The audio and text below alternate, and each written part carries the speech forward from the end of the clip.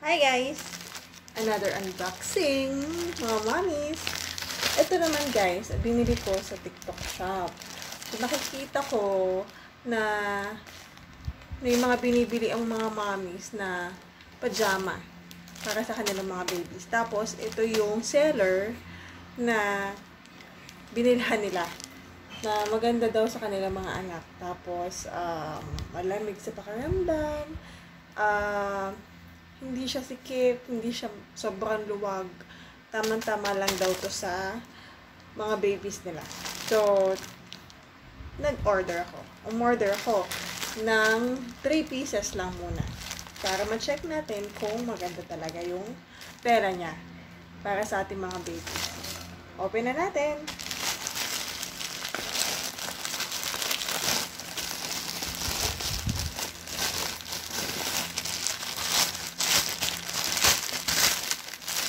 Here, yan. Bali 3 pieces to. Yan, buksan na natin.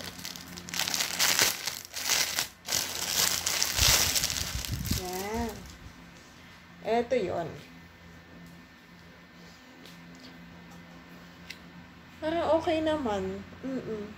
Parang kasya to sa anak. Ang anak ko kasi, 1 year and 2 months na siya.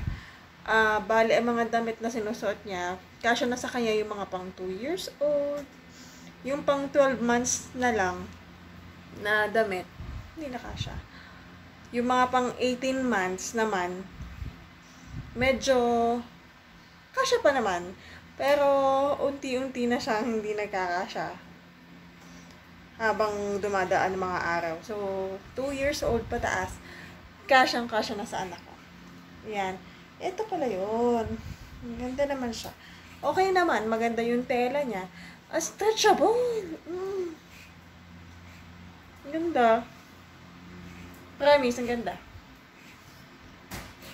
Yan. Isa. Dalawa. Ito yung design. Ito yung design ng isa.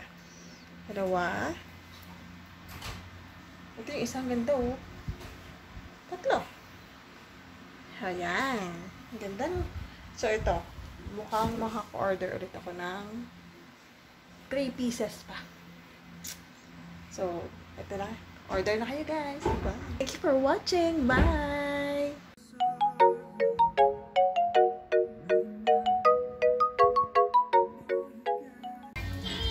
Hello! Hello! Ganda naman ng pajama. Ganda ng pajama ng bolsa. Ng boto. Ganda na.